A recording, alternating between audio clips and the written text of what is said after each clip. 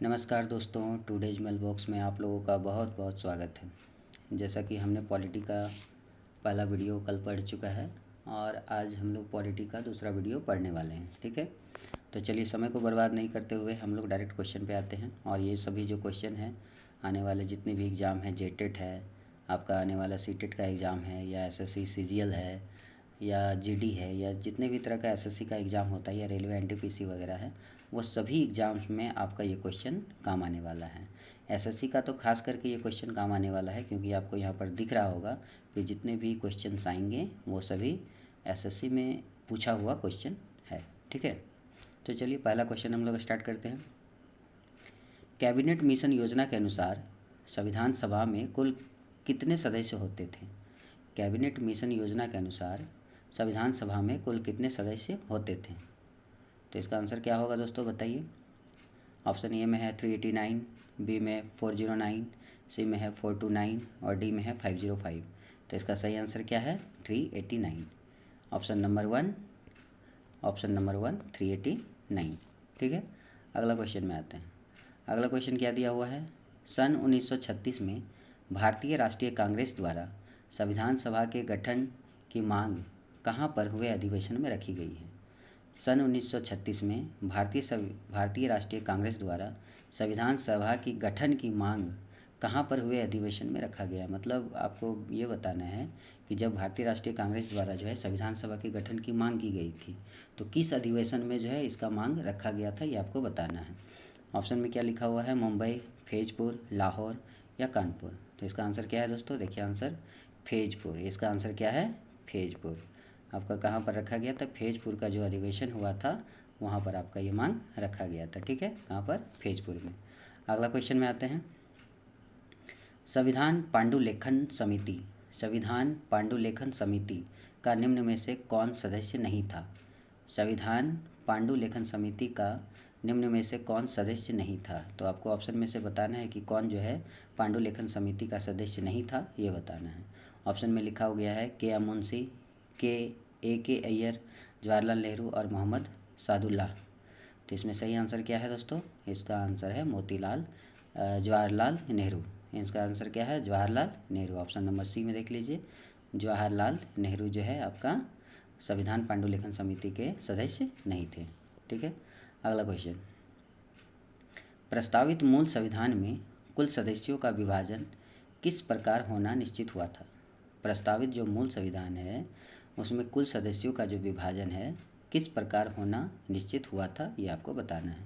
SSC CGL 2017 में ये question आ चुकी है। तो इसका आंसर क्या होगा? ब्रिटिश प्रांतों के 292 प्रतिनिधि, देसी रियासतों के 93 प्रतिनिधि, मुख्य कश्मीरी क्षेत्र के 4 प्रतिनिधि, या उपयुक्त में से सभी। तो इसका आंसर क्या है दोस्तों? उपयुक्त में से सभी। ठीक है, ये सभी आंसर होगा, क्योंकि प्रस्तावित मूल संविधान में कुल सदस्यों का जो विभाजन है वो किस प्रकार हुआ था निश्चित? तो सभी ये ब्रिटिश प्रांतों में 292 प्रतिनिधि, देसी रियासत के 93 प्रतिनिधि और मुख्य कश्मीरी क्षेत्र के 4 प्रतिनिधि, ये सभी में हुआ था। ठीक है, चलिए अगला क्वेश्चन में आते हैं।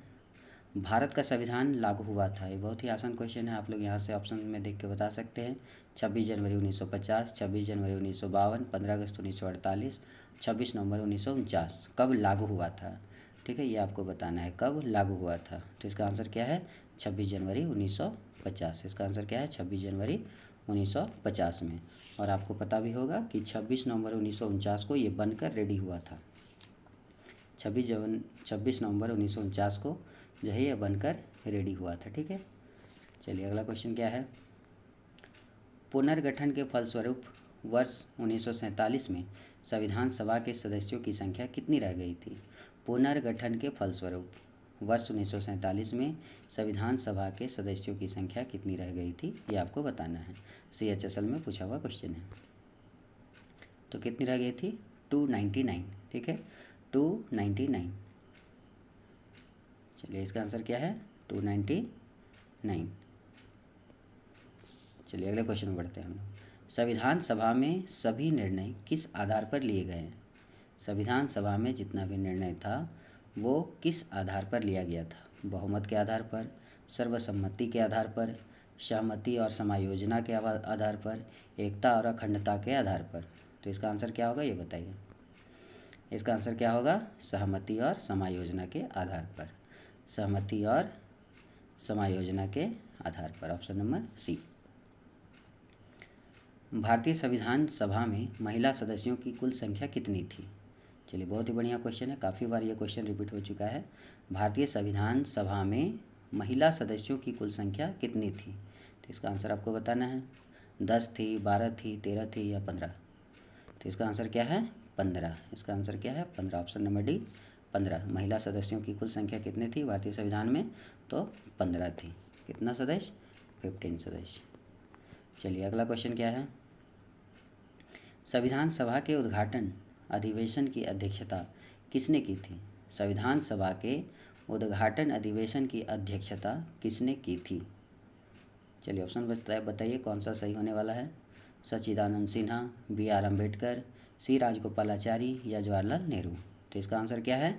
सच्चिदानंद सिन्हा। इसका आंसर क्या है? सच्चिदानंद सिन्हा, ऑप्शन नंबर ए। संविधान सभा के उद्घाटन अधिवेशन की अध्यक्षता किसने की थी? तो डॉक्टर सच्चिदानंद सिन्हा ने किया था। ठीक है, चलिए अगले क्वेश्चन में आते हैं हम लोग। संविधान सभा के अस्थायी अध्यक्ष कौन थे? बहुत ही बढ़िया क्वेश्चन है। संविधान सभा के अस्थायी अध्यक्ष कौन थे? डॉक्टर राजेंद्र प्रसाद, डॉक्टर सच्चिदानंद सिन्हा, K.M. मुंशी और B.R. अम्बेडकर? तो इसका आंसर क्या है दोस्तों? सच्चिदानंद सिन्हा। ठीक है, सच्चिदानंद सिन्हा ये थे अस्थायी अध्यक्ष।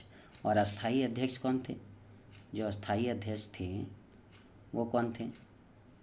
अस्थायी बताइए, किन्हीं को पता है तो। हाँ, तो अस्थायी अध्यक्ष कौन थे? अस्थायी अध्यक्ष थे डॉक्टर राजेंद्र प्रसाद। अस्थायी अध्यक्ष कौन थे? डॉक्टर राजेंद्र प्रसाद को अस्थायी अध्यक्ष बनाया गया था। ठीक है, चलिए अगले क्वेश्चन में बढ़ते हैं।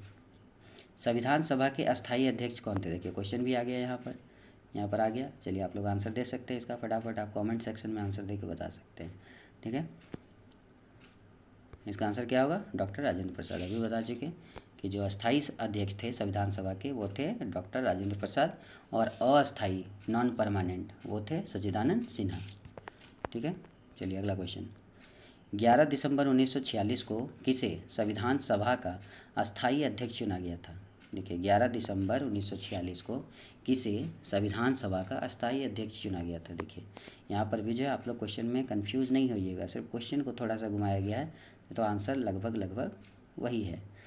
क्या होगा आंसर? डॉक्टर राजेंद्र प्रसाद। यहाँ पर भी वही पूछा गया है आपको कि 1946 में 11 दिसंबर 1946 में जब दूसरा बैठक हुआ था, संविधान सभा का दूसरा बैठक हुआ था 11 दिसंबर को, और जो पहला बैठक हुआ था वो 9 दिसंबर को हुआ था। पहला बैठक कब हुआ था? 9 दिसंबर को हुआ था, और दूसरा बैठक कब हुआ था? 11 दिसंबर का हुआ था। तो जब दूसरा बैठक हुआ उसी समय अस्थायी अध्यक्ष का चुनाव हुआ था, और वो कौन बनाए गए थे? डॉक्टर राजेंद्र प्रसाद। ठीक है, चलिए अगले क्वेश्चन में आते हैं।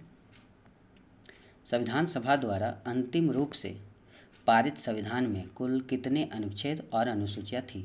अब बताइए कि ये जो संविधान सभा है, ये जो पारित कर दिया गया था, अंतिम रूप से जब पारित हो गया था संविधान, तो उसमें कुल कितने अनुच्छेद, कितने आर्टिकल्स और कितनी अनुसूचियाँ, शेड्यूल्स जो है उसमें थे? देखिए, NTPC में पूछा हुआ क्वेश्चन ही है। ठीक है, काफ़ी आसान क्वेश्चन है ये वाला। इसका आंसर क्या है? 395 अनुच्छेद और 8 अनुसूचियाँ। अभी कितना है? 12 अनुसूची। अनुसूची की संख्या कितनी है? अभी 12 है। ठीक है, तो इसका आंसर क्या हो जाएगा? फर्स्ट नंबर ऑप्शन, 395 अनुच्छेद और 8 अनुसूचियाँ। संविधान सभा में कितने उपस्थित सदस्यों ने संविधान पर हस्ताक्षर किया है? ठीक है, संविधान सभा के कितने उपस्थित सदस्यों ने संविधान पर हस्ताक्षर किया है, ये आपको बताना है।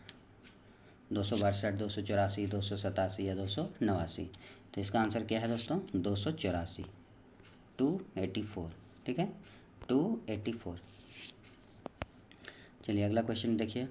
संपूर्ण भारतीय संविधान के निर्माण में संविधान सभा को कितना समय लगा? काफ़ी इजी क्वेश्चन है, आप लोग कई बार इस चीज़ को पढ़ चुके होंगे। 2 साल 11 महीना 18 दिन इसमें लगा था। 2 साल 11 महीना 18 दिन का समय लगा था। ठीक है, 2 साल 11 महीना 18 दिन, ऑप्शन नंबर सी।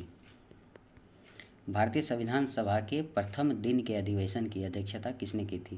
भारतीय संविधान सभा जो हुई थी उसमें सबसे पहला दिन जो अधिवेशन किया गया था अधिवेशन का जो पहला दिन था उसमें किसने जो है अध्यक्षता की थी, ये आपको बताना है।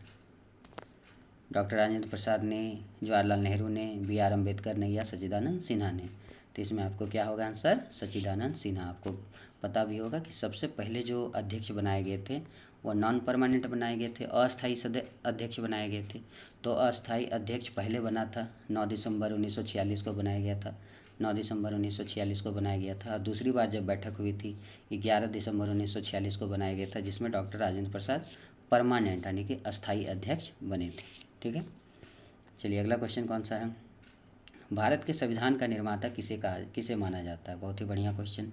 भारत के संविधान का जो निर्माता है किसे माना जाता है, ये आपको बताना है। B R Ambedkar, Jawaharlal Nehru, B N Rao या महात्मा गांधी। चलिए इसका आंसर देख लीजिए, बी आर अम्बेडकर। ठीक है, संविधान निर्माता किसे माना जाता है, बी आर अम्बेडकर को माना जाता है। चलिए अगला क्वेश्चन। पुनर्गठित संविधान सभा में विभिन्न प्रांतों के लिए कितने प्रतिनिधि थे। पुनर्गठित संविधान सभा में विभिन्न प्रांतों के लिए कितने प्रतिनिधि थे। 208, 229, 249 या 289। तो इसका आंसर क्या है दोस्तों, 229। कितना है, 229। अगला क्वेश्चन, संविधान सभा में किस प्रांत का प्रतिनिधित्व सबसे अधिक था।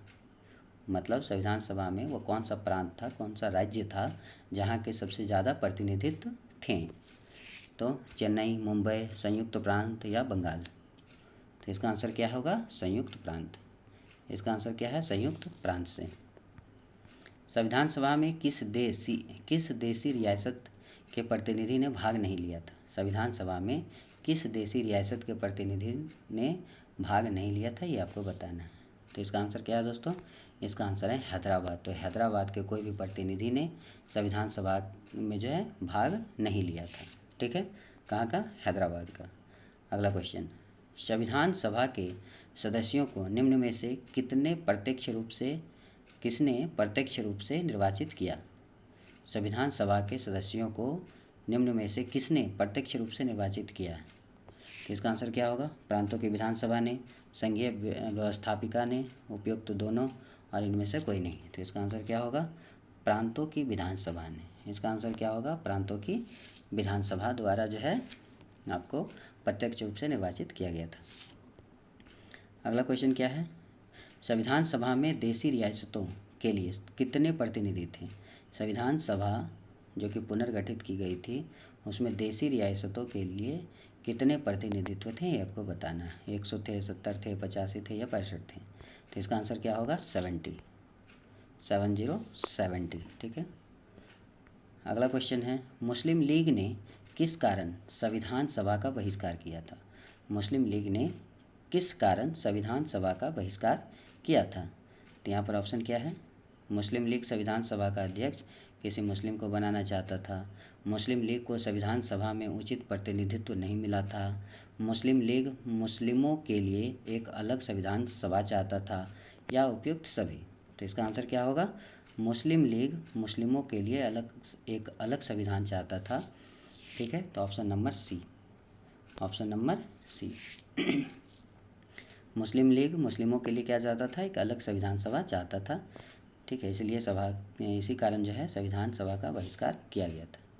अगला क्वेश्चन है, संविधान सभा का चुनाव निम्न में से किस आधार पर हुआ। संविधान सभा का जो चुनाव हुआ है वो किस कारण पर हुआ है, किस आधार पर हुआ है। समान अधिकार के आधार पर, सर्वमताधिकार के आधार पर, सीमित मताधिकार के आधार पर या वर्गीय मताधिकार के आधार पर। तो इसका आंसर क्या है, वर्गीय मताधिकार के आधार पर। वर्गीय मताधिकार के आधार पर जो है संविधान सभा का चुनाव हुआ था। ठीक है, आज का लास्ट क्वेश्चन, संविधान सभा में सभी निर्णय किस आधार पर लिए गए। संविधान सभा में सभी निर्णय किस आधार पर लिए गए। जितना भी निर्णय हुआ था संविधान सभा में वो किस आधार पर लिया गया था निर्णय, ये आपको बताना है। तो यहाँ पर है सहमति और समायोजन, एकता और अखंडता, बहुमत और सर्वसम्मति। तो इसका आंसर क्या होगा, सहमति और समायोजना के आधार पर। ये क्वेश्चन हम लोग पहले भी पढ़ चुके हैं, सहमति और समायोजना के आधार पर। ठीक है दोस्तों, तो अभी तक 25 क्वेश्चन, फिर अब नेक्स्ट वीडियो में 25 या 30 क्वेश्चन लेके आएंगे। थोड़ा थोड़ा हम लोग पढ़ेंगे, ज़्यादा लंबा वीडियो होने से आप लोग को भी बोर लगेगा। तो जिनको भी ये वीडियो पसंद आ रहा है कि आपके एग्ज़ाम के लिए, या तो एनटीपीसी हो या तो आपका सीजीएल का एग्ज़ाम हो, एसएससी से रिलेटेड जितने भी एग्ज़ाम होते हैं उसमें ये सारा क्वेश्चन पूछा हुआ है, आप तो देख भी सकते हैं। ये आपका एनटीपीसी रेलवे में भी काम आने वाला है, जेटेट के एग्ज़ाम में भी आपका ये सिलेबस काम आने वाला है दोस्तों। इसलिए आप इस पॉइंट को, इस क्वेश्चन को अनदेखा ना करें और अगले वीडियो का वेट करें। और जितने भी लोग सब्सक्राइब नहीं किए हमारे चैनल को सब्सक्राइब कर दें और अपने दोस्तों को शेयर भी कर दें, ताकि वो लोग भी इस वीडियो को, इस क्वेश्चन को सीख सकें। धन्यवाद दोस्तों।